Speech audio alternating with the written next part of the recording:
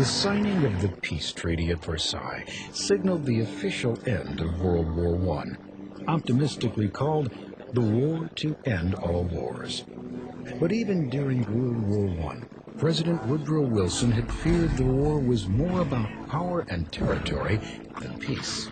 Is the present war a struggle for a just and secure peace, or only for a new balance of powers?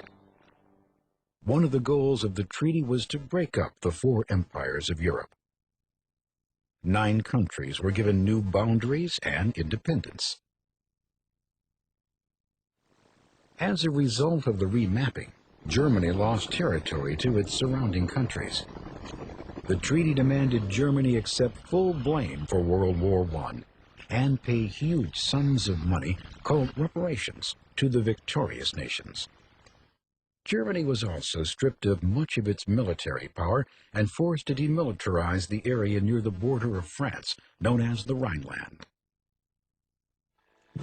The intention of the Treaty of Versailles was largely to punish Germany for World War I, but also to create new democracies and self-determination in Europe. But huge war debts, hunger, and unemployment made it difficult for some democracies to flourish.